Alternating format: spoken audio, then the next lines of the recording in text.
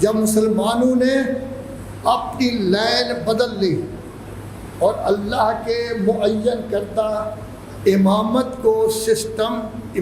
کے سسٹم کو قبول نہ کیا تو تبدیلی شروع ہو گئی۔ وہ تبدیلی اس حد تک پہنچ گئی کہ ایک شخص جو شام کا امیر تھا وہ خلیفہ معین جو تھے ان کے مقابلے میں کھڑا ہوا اور باقاعدہ جنگ کی گئی، جس کو جنگ صفین سے تعبیر کیا جاتا ہے۔ 6 مہینے یہ جنگ رہی ہے جس میں 1,20,000 آدمی مارے گئے ہیں، اور حقیقت یہ ہے کہ اگر یہ جنگ نہ ہوتی تو اس کے بعد کربلا کی جنگ نہ ہوتی۔ جب امیر شام نے مولا علی کے ساتھ جنگ کی ہے تو راہ ہموار ہو گئی پھر اسی سے کہ یزید بھی حضرت امام حسین علیہ السلام کے ساتھ جنگ کرے۔ یہی محرم ہی ہے۔ اس زمانے میں 61 ہجری تھی، آج 1446 ہجری ہے۔ 1385 سال پہلے ایک طرف 72 یا زیادہ سے زیادہ 112، 102 بھی ہیں، 112 بھی ہیں، نام مختلف مل جاتے ہیں۔ دوسری طرف کتنے آدمی تھے؟ لوگوں نے 1,00,000 سے زیادہ بھی کہا ہے، لیکن نہیں، عام طور پر جو فوجیں آئی ہیں ان کو شمار کیا جائے تو 25 سے 30,000 بنتے ہیں، لیکن مصر کے علماء نے کوشش کر کے اس تعداد کو 6,000 بنایا ہے کہ 6,000 تھے شامی کوفی جو لڑنے والے تھے، ایک 72 آدمی کے ساتھ، یہ 102 کے ساتھ، یہ 105 کے ساتھ۔ یہ بالکل اس طرح دیکھیں کہ جب حضرت مسلم کے ساتھ لڑنے کے لیے آئے تو پہلے 70 آدمی آئے، وہ کچھ نہ کر سکے تو دوبارہ بلائے گئے، حتیٰ کہ 700 آدمی جب ہو گئے تو ابن زیاد نے کہا 1 آدمی اور ادھر 700 آدمی، تو جواب یہ کہا گیا کہ یہ کوئی عربی کا سبزی فروش نہیں، خاندان نبوت کا فرد ہے۔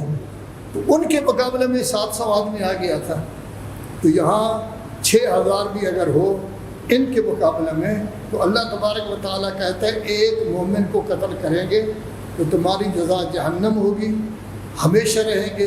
اس میں حبیب ابن مظاہر جیسے صحابی بھی شہید ہو گئے، حالانکہ ان کو تو صحابیوں کو بہت بڑا سمجھتے ہیں۔ مسلم ابن اوسجہ بھی شہید ہو گئے، اور اس طرح کی شخصیتیں شہید ہوئی۔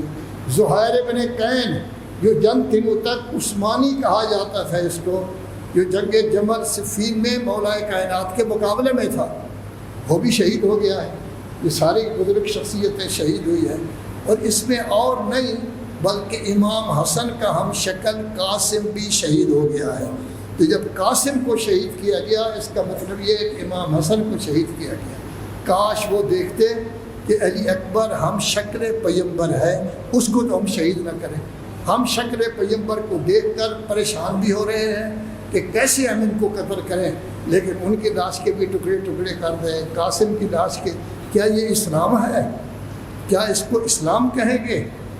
صرف اسی پر اکتفا نہیں، بلکہ ان کو شہید کرنے کے بعد میں جو کام کیا گیا وہ یہ ہے کہ اہل بیت کو قید کر کے، یہ 1400 سال گزر گئے، ہم بھی سن لیتے ہیں، وقتی طور پر ہم گریہ بھی کر لیتے ہیں، چند منٹوں کے بعد ہم نارمل ہو جاتے ہیں چونکہ ہمیں کوئی احساس نہیں ہوتا۔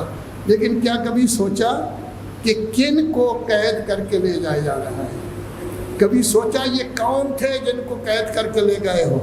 اس میں ایک تو بیمار تھے امام حسین کے بیٹے زین العابدین، ایک ان کے چھوٹے بیٹے 4 سال کے تھے، باقی بیویاں تھیں۔ یہ بیویاں کون ہیں؟ نبی زادیاں ہیں۔ یہ بیویاں کون ہیں؟ علی و فاطمہ کی بیٹیاں ہیں۔ یہ بیویاں کون ہیں؟ یہ رسول اللہ کی نواسیاں ہیں۔ ان کو قید کر کے یہ آدمی جو ہے وہ جا رہے ہیں۔ حقیقت یہ ہے کہ اگر کربلا کا واقعہ کربلا ہی میں ختم ہو جاتا تو آج آپ کو پتہ ہی نہ ہوتا کہ کیا کیا گیا ہے کیا نہیں کیا گیا، لیکن اللہ نے یہ انتظام کیا تھا جس کا اظہار رسول اللہ بھی کرتے رہے ہیں، اور مولا کائنات نے بھی آخری وصیت میں یہ کیا ہے کہ حسین جس وقت آپ سفر کے لیے جائیں تو زینب کو ساتھ لے کر جانا۔ کیوں؟ اس لیے کہ زینب نے لوگوں کو بتانا ہے کہ کربلا میں کون شہید ہوا، کیونکہ عام شہرت یہ تھی باغی کو شہید کر دیا گیا ہے، امیر المومنین پر کسی نے بغاوت کی ہے، ان کو شہید کر دیا گیا ہے۔ لیکن زینب تھی جو قید ہو کر گئی، انہوں نے بتایا کہ کون شہید ہوا ہے۔ جب یہ کوفہ میں پہنچے تو اس وقت جناب زینب نے ابن زیاد کے سامنے خطبہ دیا اور کہنے لگی کہ تکبر کر رہا ہے تو، سوچا یہ کیا کر دیا ہے تو، کس قدر ظلم ستم تو نے کیا ہے، کیا تیری منزلت میں اضافہ ہو گیا ہے، تو بھول گیا ہے کہ تو کس کو قتل کر رہا ہے۔ اصل یہی ہے کہ اہل بیت کو قتل کرنے کے بعد تیری حقیقت ظاہر ہو گئی ہے۔ اب ہر کسی کو پتہ چل گیا ہے کہ ابن زیاد اور یزید وہ ہیں جنہوں نے اہل بیت کو قتل کیا ہے، ان کی عزت نہیں کی۔ صرف اسی پر اکتفا نہیں، بلکہ کوفہ کے دربار میں جب بی بی پہنچی ہیں اس وقت یہ کہتی ہیں رسول اللہ لوگ آپ پر درود پڑھتے ہیں، فرشتے آپ پر درود پڑھتے ہیں، آپ کی بیٹیوں کو قید کر کے کوفہ لایا گیا ہے، پردہ دار بیٹیوں کو کوفہ قید لایا گیا ہے، معصوم بیٹیوں کو کوفہ لایا گیا ہے۔ صرف اسی پر نہیں بلکہ شہر بشہر پھرایا جا رہا ہے۔ یا رسول اللہ آپ نے دیکھا کہ آپ پر تو لوگ درود پڑھتے ہیں، آپ تو حسین کے ساتھ پیار کیا کرتے تھے، حسین کی لاش پر گھوڑے دوڑائے گئے، کربلا کی مٹی حسین کی لاش پر اڑ رہی ہے، دفن تک نہیں کیا گیا۔